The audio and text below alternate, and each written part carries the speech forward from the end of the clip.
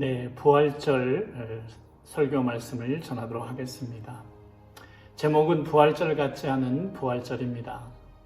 부활절은 부활절인데 교회에서 부활절 예배를 드리지 못하게 되면서 참 부활절 같지 않은 부활절을 지내고 있습니다. 어떻게 보면 교회에서 부활 예배를 드리겠다는 것이 이웃과 세상 사람들에게는 민폐가 되는, 그래서 세상 사람들은 할 수만 있다면 교회에서 부활절 예배를 막아야 하는 이런 어처구니 없는 상황이 우리 가운데 벌어졌습니다.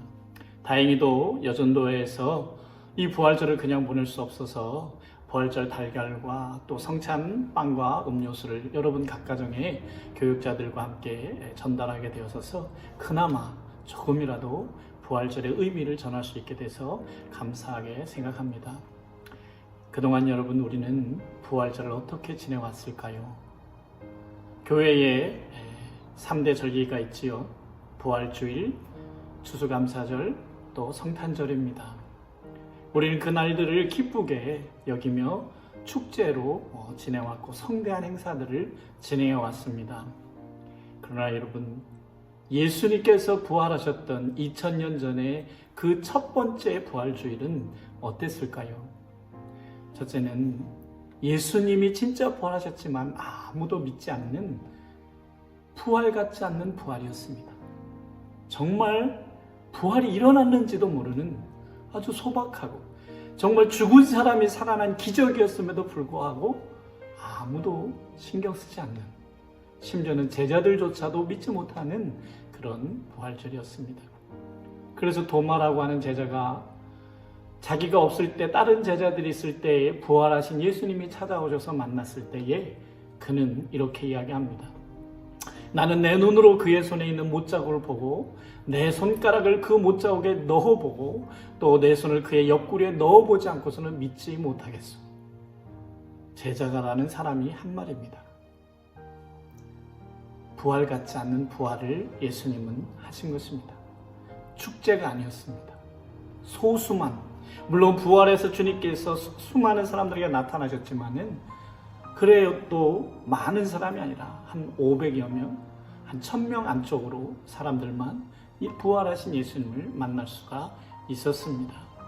결코 드러내놓고 축하할 수가 없었습니다.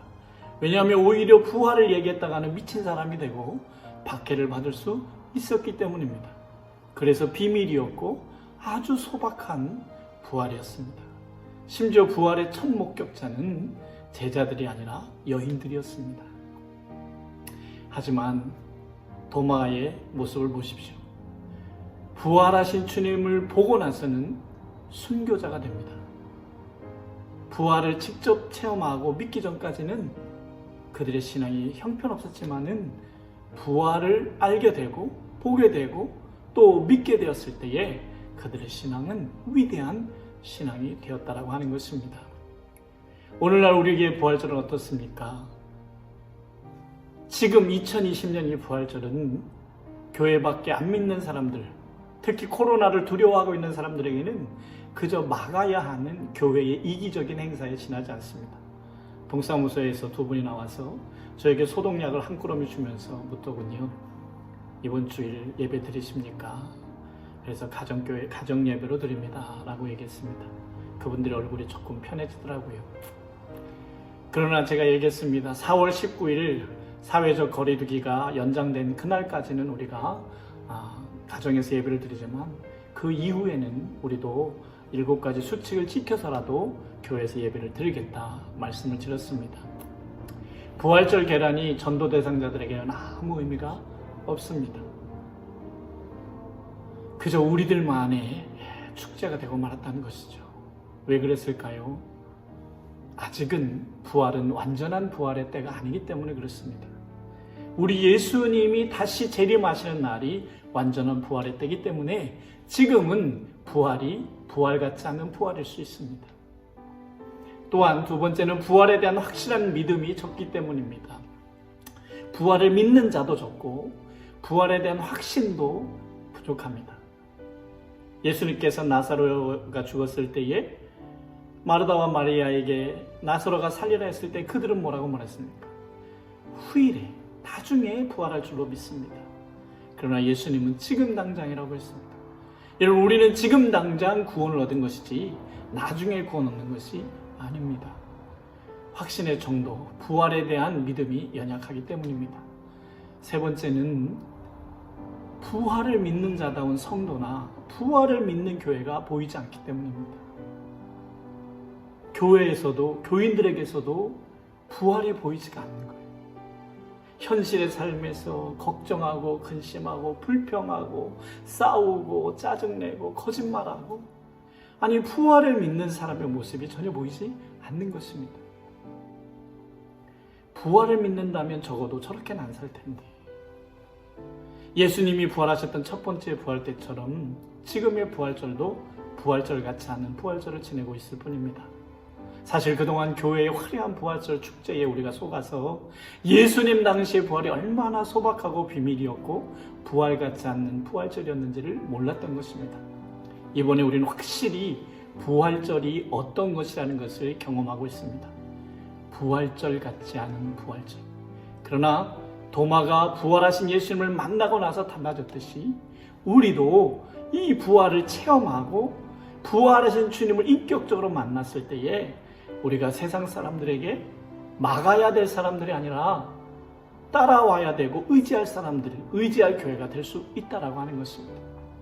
그러므로 여러분, 이제 정말 부활절 같지 않는 이런 부활절을 지내는 이 코로나의 시기에 우리가 제대로 부활신앙을 회복해야 될 줄로 믿습니다. 그러므로 이제 우리 교회는 어떻게 해야 될까요? 여러분, 부활절 같은 부활절이 되도록 만들어야 되겠습니다. 첫째, 우리가 기억해야 될 것은 예수님의 부활은 자신을 위한 부활이 아니었다는 사실입니다. 우리를 구원하기 위해서 십자가에 죽으셨을 뿐만 아니라 또한 우리를 구원하기 위하여 부활하신 것입니다. 그러므로 교회를 위한 부활절이 되서는 안 됩니다. 우리 성도들만의 축제가 되지 않도록 우리가 믿지 않는 자들을 위한 부활이라는 사실, 불신자들을 위한 복음이라는 사실을 기억해야 되겠습니다. 두 번째는 도마처럼 부활을 의심하거나 상관없는 사람처럼 살지 말고 부활을 누리면서 살아야 되겠습니다. 사실 우리 부모님이 94세, 95세가 되셔서 지금 아버님은 저희 누님네에서 지내시고 계시고 저희 어머님은 저희 집에서 지내고 계시는데 정말 옆에서 지켜보기가 안타깝습니다. 점점 기력이 없어져 가고 계십니다. 해드릴 수 있는 것이 별로 없습니다. 점점 힘이 없어져 가는 모습을 보면서 죽음을 직감하게 됩니다. 그러나 안타깝지만 부활 신앙이 있기 때문에 곧 다시 우리 부모님을 만날 것이기 때문에 괴롭지는 않습니다. 마음에 슬픔은 있고 아쉬움은 있지만 해드릴 수 없어서, 뭔가 더 해드릴 수 없어서 참잡함은 있지만은, 그러나 아버지와 어머니가 믿음의 고백을 하시고 자녀들을 위해서 기도하시는 모습을 볼 때에 오히려 부활의 소망을 갖습니다. 먼저 가시는 것뿐이고 우리도 주님과 함께 같이 만나게 될 것이다. 감사한 것은 성경에 부활에서 우리가 다 같이 만날 것을 이야기합니다. 그런데 여러분, 부활에서 우리가 만났는데 정말 서로를 알아볼 때에 아픈 과거들을 알아보게 되면 기쁘지 아니하지 않을까. 그러나 성경은 말합니다. 우리가 주님 앞에 갈 때에 주님이 우리의 죄를 기억도 하지 아니하신다. 우리가 회개하고 용서받은 자는 기억도 안 하시는 것처럼 우리가 가서 부모님을 만나고 사랑하는 가족들을 만났을 때에 이 땅에서 아팠던 기억들도 있었겠지만 그것이 싹 지워진다는 사실입니다. 왜요? 천국은 고통도 없고 죽음도 없는 곳, 슬픔이 없는 곳이잖아요. 그런데 그런 데 갔을 때에 옛날에 아픈 상처들이 기억이 난다면 천국이 아니겠죠. 천국은 그런 곳이 아닙니다. 천국에 들어갈 때 우리 죄가 깨끗이 지워지는 것처럼, 용서받고 회개한 죄들이 지워져 안 남아있는 것처럼 우리의 기억 속에 나쁘고 아픈 기억들은 다 사라져버리고 고통과 죽음과 슬픔이 없는 사랑과 기쁨만 있는 천국에서 우리 주님과 함께 가족들을 다시 만나게 될 것입니다. 그래서 우리가 전도해야 됩니다. 가족들을 빨리 전도해서 이 부활신앙을 함께 누려야 하는 것이죠. 도마처럼 의심하거나 그렇게 살지 말고 우리가 사람들에게 이 부활의 기쁜 소식을 삶으로 보여주고 나눌 수 있기를 원합니다. 아까도 말씀드린 대로 부활을 목격하기 전까지 제자들의 모습은 연약하고 정말 볼품없었습니다. 하지만 그들이 부활을 목격하고 그들의 신앙이 확신에 찼을 때에 그들은 세상이 감당 못하는 복음을 전하는 자들이 됐습니다. 예수님께서도 도마에게 이렇게 말씀하셨습니다. 너는 나를 보았기 때문에 믿느냐? 나를 보지 않고도 믿는 사람은 복이 있다. 여러분, 우리도 주님을 보진 못했습니다. 하지만 우리는 말씀과 기도를 통해서 인격적인 주님을 만났습니다. 말씀을 들을 때 내 가슴을 쿵쿵 때리시는, 눈물이 나게 하시는 주님의 그 음성을 우리는 듣습니다. 기도하다가 주님이 주시는 은혜에 감격해서 울기도 하고 웃기도 하고 찬양을 하기도 합니다. 나의 삶이 달라졌고 이렇게 살아서는 안 되겠다. 우리의 인생이 달라진 것. 이것이 부활 체험입니다. 보지는 않았지만 우리는 부활을 경험하고 있는 것입니다. 부활 신앙이 우리의 무기이고 능력입니다. 이제 결론을 내리겠습니다. 아직은 부활절 같지 않은 부활절을 지나고 있지만 부활은 사실이고 능력입니다. 특별히 2020년 코로나로 인하여 부활주일 같지 않는 부활주를 우리가 지나고 있지만, 그러나 여러분, 이 부활은 분명한 사실이고 우리 한국교회를 다시 회복시키실 것입니다. 첫째, 예수님을 십자가에 죽이셨듯이 부활절 같지 않은 부활절을 지내도록 하나님께서 교회를 죽이셨습니다. 여러분, 부활은 죽어야 부활이 있습니다. 죽지 않고는 부활이 있을 수 없습니다. 예수님의 겟세마네 기도에 침묵하셨던 것처럼 한국교회가 교회에서 다시 예배드리게 해달라는, 부활주일만큼은 교회에서 예배드리게 해달라는 그 기도에 침묵하시면서 우리 교회를 죽게 하셨습니다. 여러분, 주님이 죽이실 때 확실히 죽어야 됩니다. 예배드릴 권리를 주장할 게 아니라 더욱 낮아지고 겸손해져서 세상 사람들을 섬기는 교회가 되어야 합니다. 목장을 통해서 이제 목장으로 VIP들 가족들을 초청하셔서 섬기는 자가 되십시오. 불신자들이 좋아하는 가고 싶은 목장, 가고 싶은 천하의 목강교회가 되도록 우리가 잘 섬겨야 합니다. 두 번째는 예수님의 첫 번째 부활도 부활 같지 않은 소박한 부활이었지만 인류를 구원한 부활이었다는 것을 잊지 말아야 합니다. 오늘 우리의 부활절이 초라한 부활절이지만 앞으로 엄청난 구원을 감당할 부활, 가족과 이웃뿐만 아니라 한국교회와 세계교회를 섬기게 될 명실상부한 영향력 있는 부활이 될 것이라는 것을 믿으셔야 합니다.